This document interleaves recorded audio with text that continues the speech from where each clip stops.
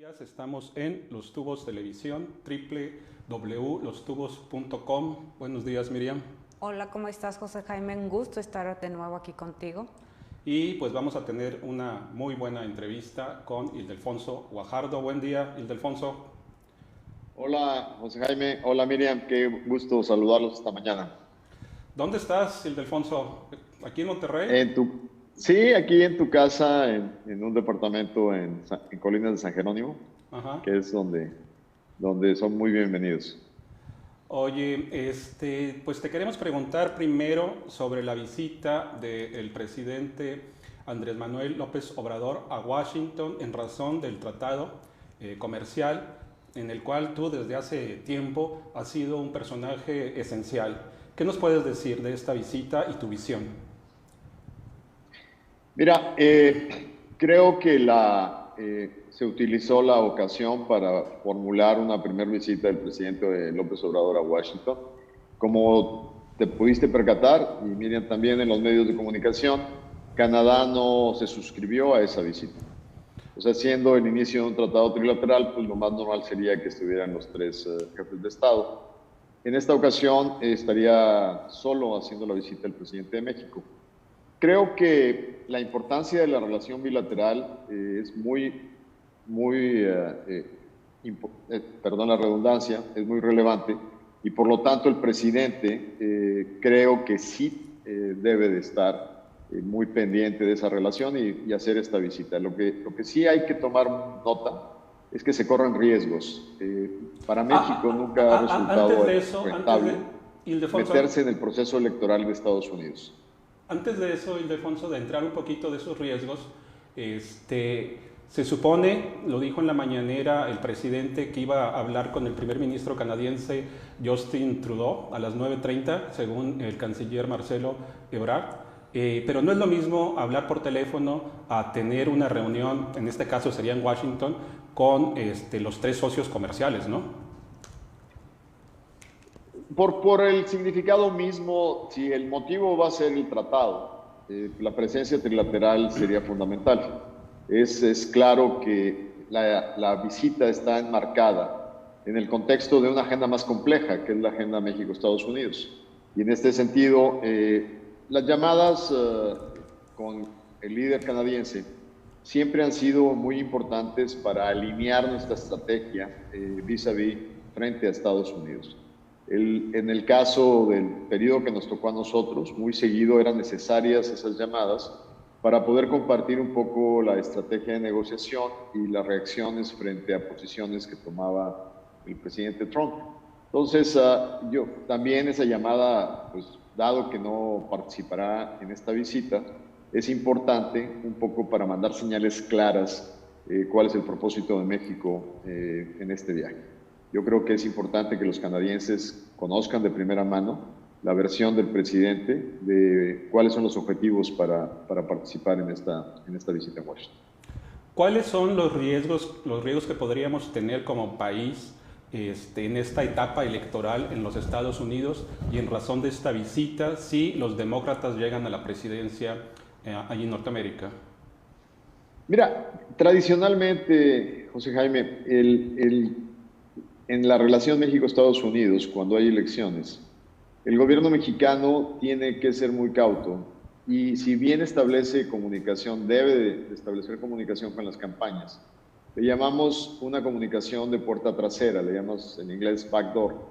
¿Por qué es backdoor? Porque tú no puedes exponer a los miembros del gabinete, y mucho menos al presidente de la República, de jugar un papel activo que pueda favorecer a alguno de los partidos en contienda.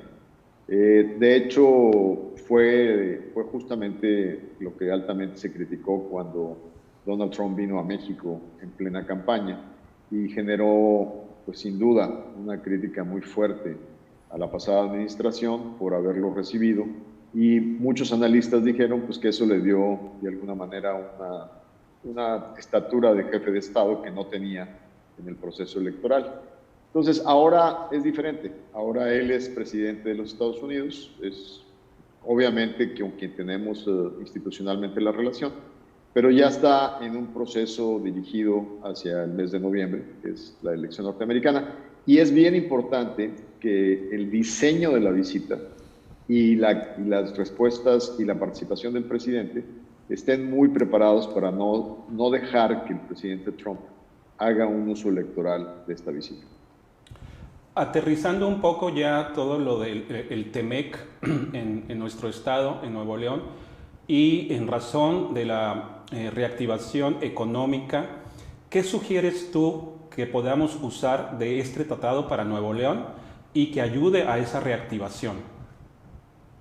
Mira, primero Nuevo León, junto con pues, lo que es todo el clúster automotriz que inicia desde el Bajío, y en el caso de Nuevo León, áreas muy importantes como la aeroespacial, toda la que tiene que ver con el desarrollo de equipamiento médico.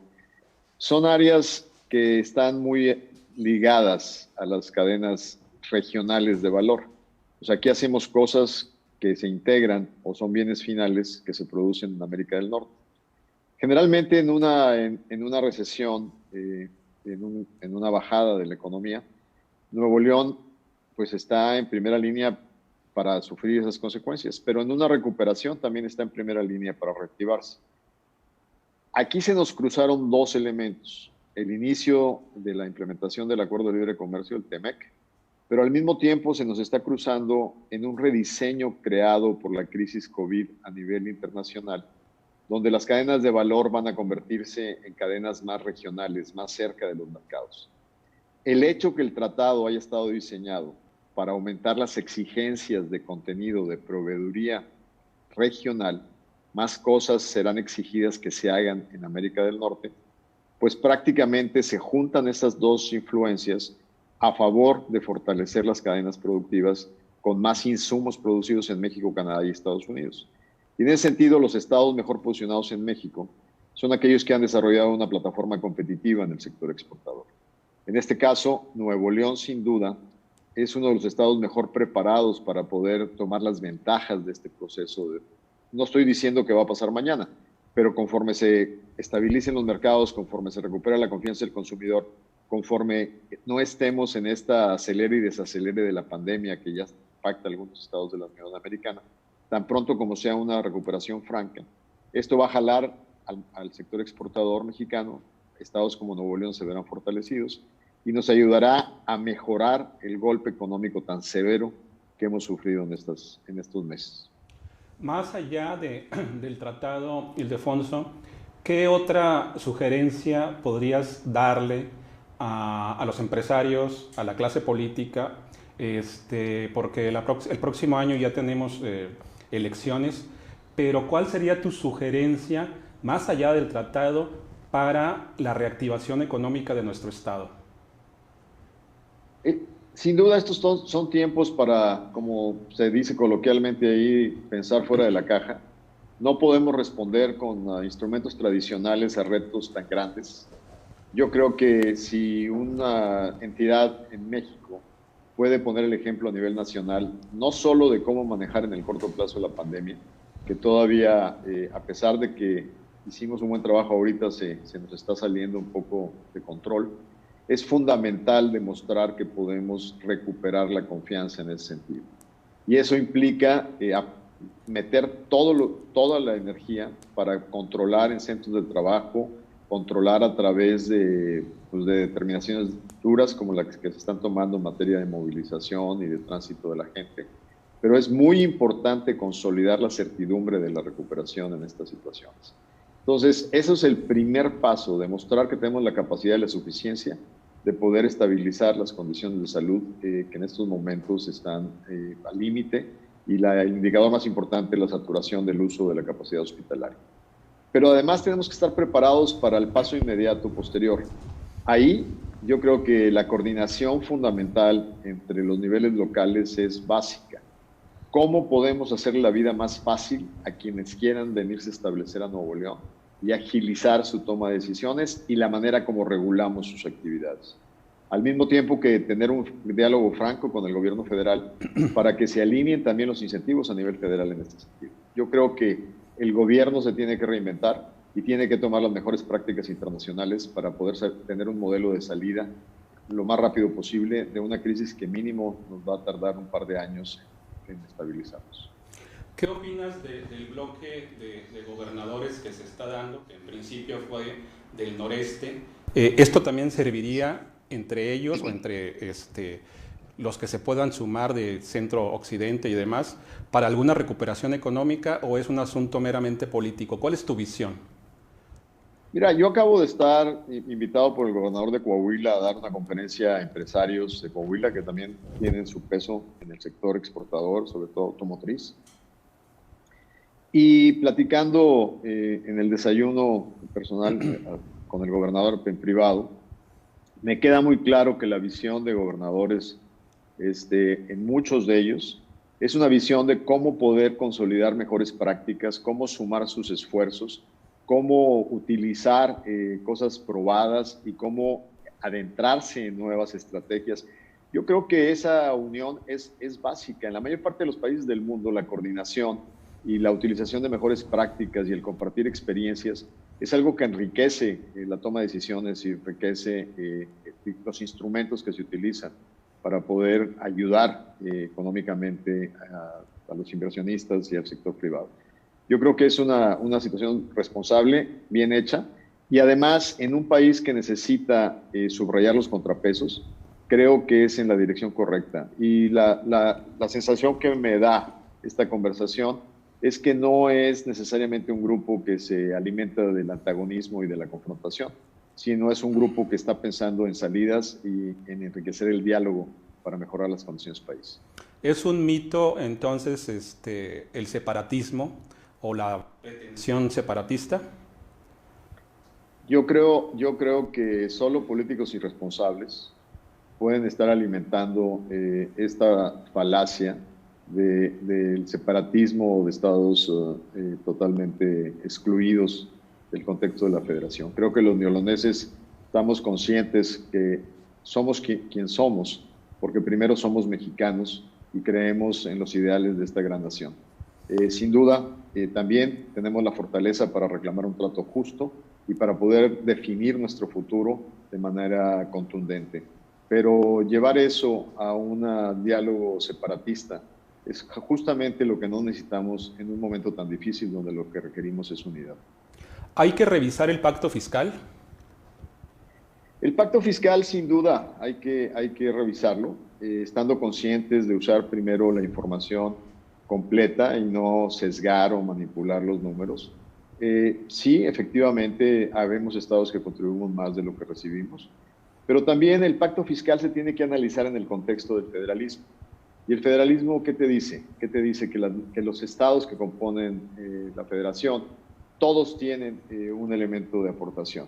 Y te doy ejemplos muy sencillos. El país se ha beneficiado integralmente de los excedentes petroleros. El petróleo se produce fundamentalmente en un estado como Campeche. ¿Quién le ha compensado a Campeche por la devastación ecológica que ha recibido por la explotación de Pemex? En el futuro, seguramente el agua va a ser un factor escaso y ya lo está haciendo. El Bajío, que es muy industrial, igual que el norte, va a requerir agua donde quiera que ésta se encuentre. ¿Quién es el estado que más agua tiene? Tabasco. Entonces, la visión federalista, e inclusive donde se deriva el pacto fiscal, tiene que considerar también los equilibrios de qué es lo que contribuimos en el esfuerzo nacional. Irnos simplemente a observar cosas muy aisladas nos llevaría claramente a tener una visión distorsionada de la realidad. ¿Tú estás de acuerdo entonces con la visión del presidente López Obrador de hay que darle más a los pobres, en este caso inversión en el sureste mexicano? No es cuestión de darle más a los pobres, es cuestión de que el pacto federal refleje justamente los equilibrios de lo que tú aportas a la nación. Si tú tienes recursos valiosos para la nación que los demás se benefician, tú tienes el derecho de ser compensado por esa participación. Ahora, hay otro factor que es el factor solidario. Hay estados que no tienen esos tipos de recursos, pero también están necesitados de desarrollo. Y en ese sentido, también el Pacto Federal tiene una huella de solidaridad que también se refleja porque este país tiene que desarrollarse como un solo país. Y es fundamental estar consciente de ello. El famoso dos Méxicos, el México moderno, el México industrial, el México integrado al mundo y el México rezagado, esos dos Méxicos lo único que van a ocasionar si los seguimos alimentando es la ruptura total de la nación. Ildefonso, ¿podemos hablar de ti y de tu futuro político? Claro que podemos hablar de mí.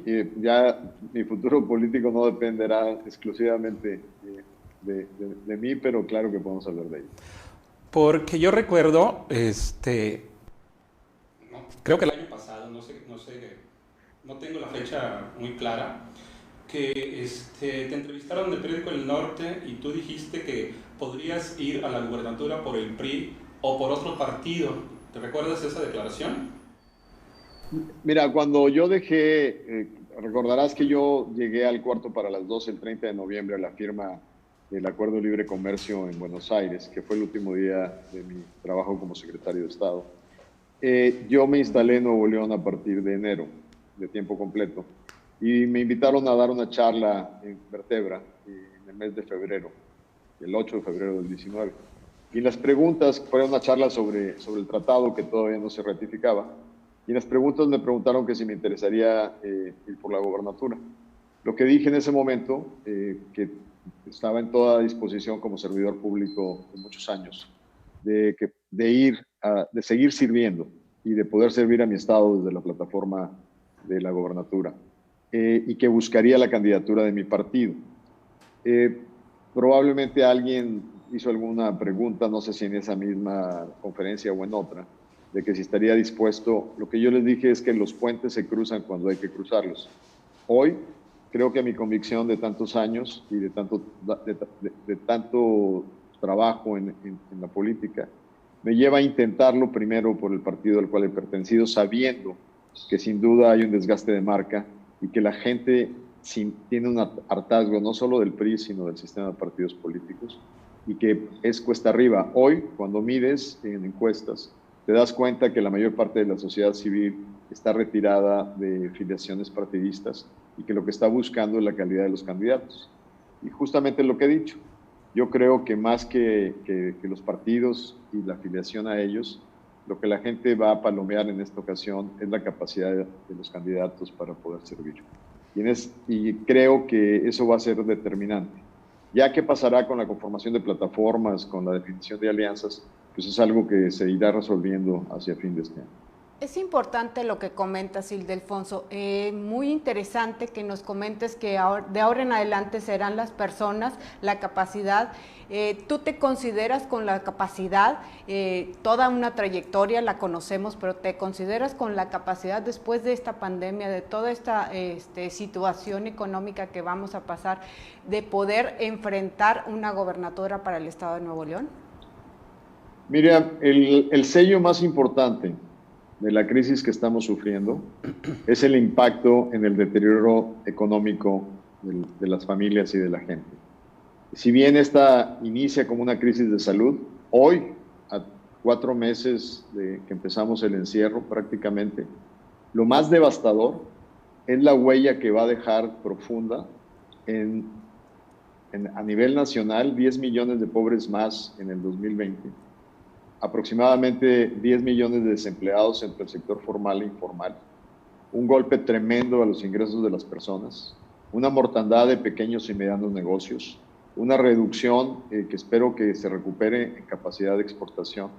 Si para algo me he preparado toda mi vida es para justamente tener la capacidad de conocimiento económico de poder enfrentar estos retos y poder ofrecer opciones, no solo por la experiencia técnica como economista, sino por el desarrollo en un sector que me ha permitido tener enlaces a nivel internacional en América del Norte, en Europa y en Asia, para poder realmente empujar la atracción de inversiones y la generación de ingresos. Entonces, sin duda que estoy formado, 40 años de experiencia en el servicio público, y sin duda tengo las calificaciones necesarias para poder enfrentar el perfil de crisis más importante que hemos tenido en los últimos años. Ildefonso, con esta respuesta que nos das, ¿cuándo cruzarías el puente? El puente al que hace referencia tiene que ver con la definición de plataformas. Hoy sigo muy activo, pero la mayor parte de mi tiempo la estoy enfocando a tratar de aportar soluciones a lo que estamos viviendo, tratar de estar enganchado. Ahorita estamos analizando, por ejemplo, cuál va a ser el efecto de la caída de la educación pública, el que muchos niños se hayan quedado, y estamos tratando de vislumbrar cómo posicionar una manera de ayudar en esa área. Creo que ahorita lo que nos debe demandar a todos que pretendemos servir es justamente servir en momentos difíciles, independientemente que traigas una asignación como diputado o como un simple ciudadano. Y en ese sentido, mi esfuerzo va a ser de aquí hacia el fin del año, de seguir muy activo, aportando ideas, aportando trabajo, aportando esfuerzo y sumándome a otros grupos para poder ayudar a los neoloneses en estos momentos.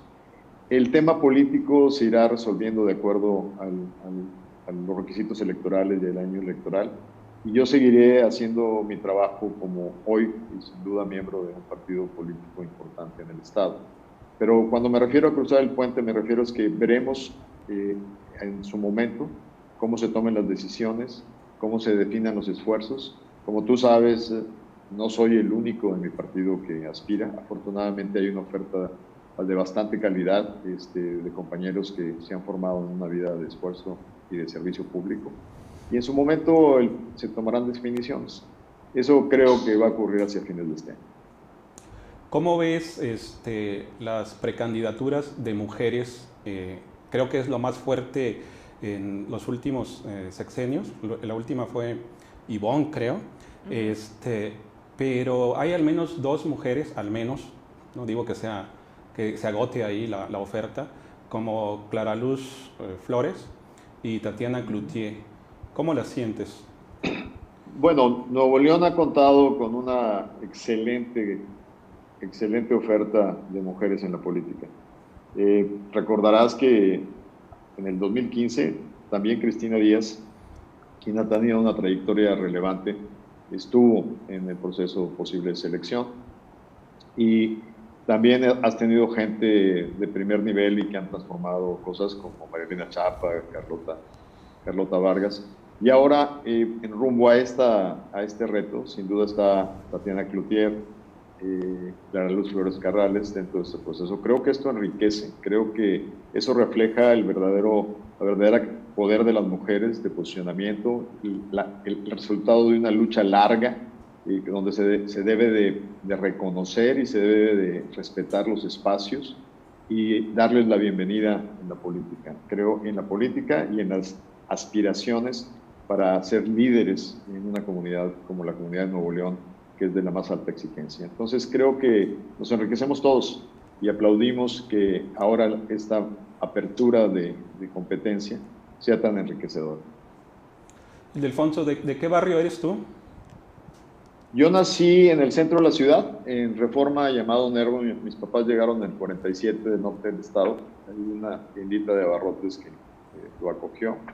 Y luego, a los 5 o 6 años, me fui a la colonia Lindavista y ahí crecí hasta que me fui a estudiar mi primer maestría. Pero digamos que Guadalupe, Nuevo León, fue el municipio donde crecí, prácticamente hasta que hice mi primer viaje para estudiar posgrado a los 20 años. ¿Qué te interesa de la cultura? ¿Lees poesía, novela? ¿Ves películas, series? A ver, dinos algo de esto que casi siempre nadie te pregunta, o nunca te preguntan. Mira, te voy a ser sincero, durante 6 años, mi capacidad de darle seguimiento a series, estábamos en el agobio de la negociación y viajábamos mucho. Y la verdad es que escuchaba buenos comentarios, entonces dije, ahora que voy a tener más tiempo me voy a actualizar. La verdad es que te quedas con una inercia y un ritmo que como que no te sientes cómodo estar sentado viendo demasiados capítulos a un golpe, ¿no? Pero sí, o sea, sí hay una gran riqueza en la nueva televisión de contenidos, y pues ahí hay de todo, desde series como Billions hasta cosas más históricas, en términos de acontecimientos mundiales. Pero la lectura también ha formado parte de mis hábitos desde muy temprano, ¿no? Desde haberme leído la autobiografía de Pablo Neruda en Confieso que he vivido, hasta enamorarme de la novela política de Aguilar Camín, como La Guerra de Galio, con una gran diversidad de temas y tópicos, sin duda muchos en la novela y muchos en temas muy sensibles que afectan los derechos humanos. No sé si por ahí hay un premio Alfaguara 2006 de un escritor peruano que hoy vive en Barcelona, que se llama Abril Rojo. Y es una novela muy cruda, pero muy real, de cómo los países, al afrontar la presión de algún mal, como en el caso de Perú del Sendero Luminoso, de la guerrilla, y cómo en esa transformación los gobiernos también se vuelven elementos represores y la pobre gente en áreas rurales se convierte en dobles víctimas, o del crimen organizado o del exceso del uso de la fuerza de los gobiernos. Y cuando lo lees, solo piensas en lo difícil que está en muchas zonas de México, donde la población no se puede refugiar en ningún lado y está a merced de la ingobernabilidad y la falta del Estado de Derecho. O sea, esas novelas a veces también tienen una reflexión sobre tus posiciones y tus decisiones en materia de política pública, de seguridad y otros temas más allá de los que estás originalmente formado. Y fíjate, la serie de Billions la tuvieron que cortar precisamente por la pandemia. Creo que la más reciente temporada nada más duró 7 episodios. Y un buen libro ese que mencionas de Pablo Neruda. Recuerdo una parte donde habla precisamente de Pedro Garfias, el gran poeta español que está enterrado aquí en Monterrey. Y lo de la novela peruana, fíjate que no la conozco, pero sí conozco otra, la historia de Maita, de Vargas Llosa, que tiene que ver un poco también con la izquierda, ¿no? Sí. Claro. Sí, no, sin duda. La verdad es que Perú ha tenido sus buenas aportaciones. Y bueno, y no se diga nuestros escritores mexicanos, ¿no? Pero bueno, una mezcla entre contenidos de televisión, lecturas, y la verdad es que una de las cosas que también se extraña en el Estado es la atención y el fortalecimiento de la cultura y el arte, no como un medio elitista, sino como un medio de socialización de una experiencia transformadora para hacerle llegar a la gente cosas que realmente nos convierten en una sociedad de mayor civilización y de mayor humanismo. Y creo que hemos deteriorado mucho los presupuestos para la cultura y las artes.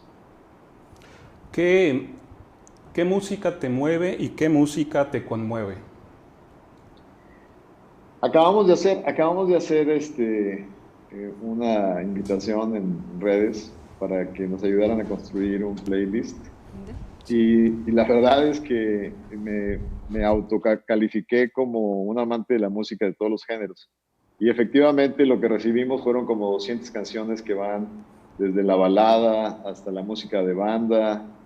Me encanta, por ejemplo, Celia Cruz y todo el movimiento Florida de la música cubana.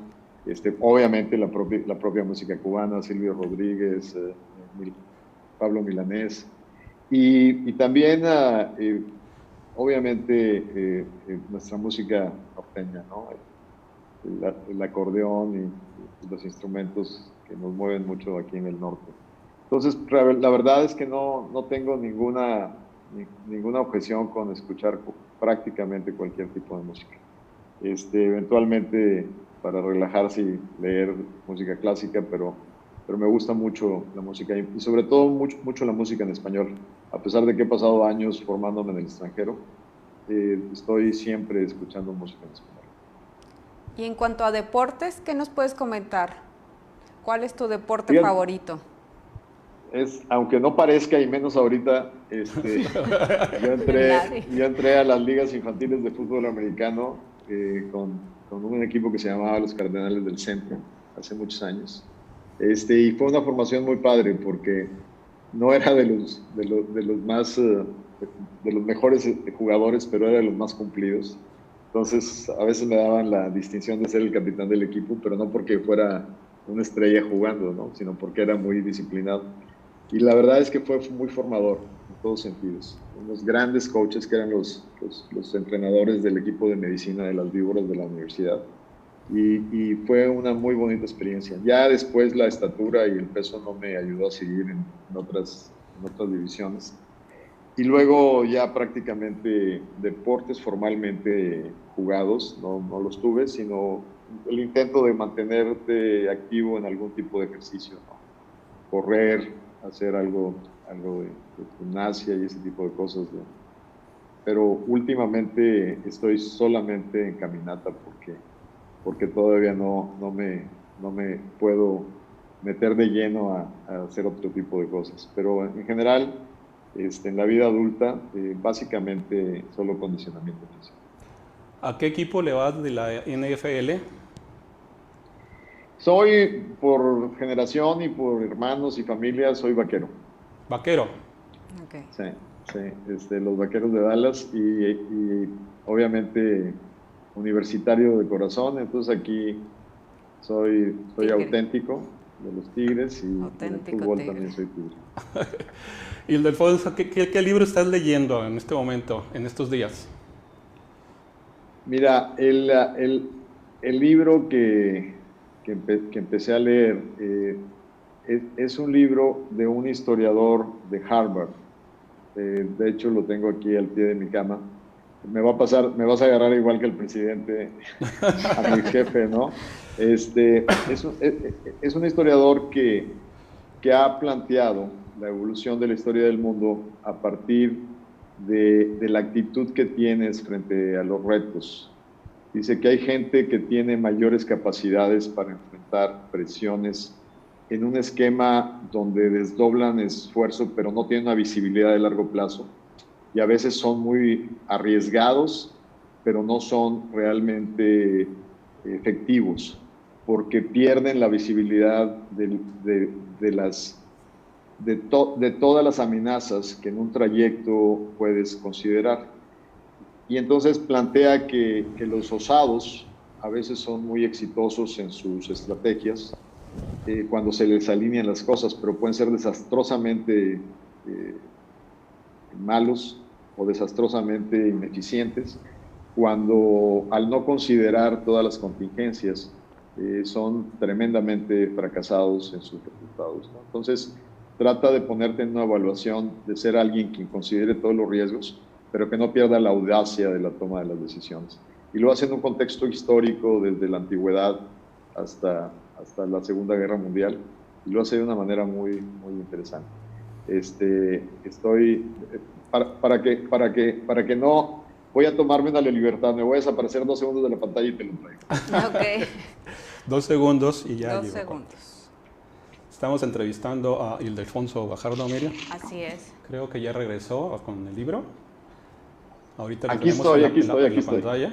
Es On Grand Strategy, de John Lewis Gaddis. Te los traduzco, es sobre grandes estrategias del ganador del premio Pulitzer, John Lewis Gaddis, que fue maestro por muchos años, perdón, no de Harvard, de la Universidad de Yale. Y este libro, orgullosamente te lo digo, que me lo regaló alguien a quien respeto mucho, y es Bernardo Sepúlveda. Justamente yo lo veía seguido, porque Bernardo, como ex canciller de México, siempre estaba preocupado en nuestra estrategia en materia de negociaciones. Y regalos como estos los tengo y los voy sacando para ir avanzando en muchos libros que afortunadamente recibí de mis amigos y que en algunos casos me voy actualizando en las lecturas. Ildefonso, para ti, ¿cuál es la importancia de la familia en estos tiempos? Todos los valores son fundamentales. De hecho, no sé si a José Jaime le he platicado, nosotros venimos de una familia modesta, somos 6 hermanos que estudiamos en el sistema público y todos salimos adelante. Mis padres solo estudiaron hasta 6º año de primaria, pero te hago esa referencia porque yo tuve compañeros que llegamos a la preparatoria en las mismas condiciones de restricciones económicas. Y luego vemos las trayectorias de vida y hay unas grandes diferencias de movilidad, de desarrollo y de éxito en mis hermanos y en mis primos, y observas que la diferencia no está en la condición económica de arranque, la diferencia está en los valores, en la integración de valores, en cómo en tu casa, independientemente de las carencias, el valor por la educación, por el respeto, la familia, la solidaridad entre hermanos, son cosas que realmente hacen la diferencia en el desarrollo y la maduración de largo plazo. Entonces, la familia está dentro del contexto de los valores, y la familia debe de entenderse como ese núcleo básico de identidad, de apoyo, de solidaridad, en el cual los individuos se nutren y pueden salir a dar la mejor batalla en la vida. Entonces, para mí la familia es un elemento fundamental para el desarrollo. Ildefonso, estamos por terminar esta entrevista. Gracias. Me recordaste una frase de Jorge Luis Borges con el libro que estás leyendo. Decía Jorge Luis: orden y aventura. Es una buena mezcla. Por lo que hablabas de la osadía y lo otro, sí, ¿no? Claro. Bueno, claro. Te agradecemos mucho tu tiempo, Ildefonso. Gracias por estar con nosotros. Muchísimas gracias, Ildefonso. Gracias a ustedes por la oportunidad, y yo me esperaba que me iban a traer en la prueba exclusiva del tratado, pero qué bueno que se dieron el tiempo de explorar otros temas. Y les agradezco mucho, Miriam. José Jaime, gracias a ti. Gracias. Hasta pronto. Hasta luego. Gracias a ustedes. Gracias, Miriam. Gracias a ti, José Jaime. Gracias por estar con nosotros conectados.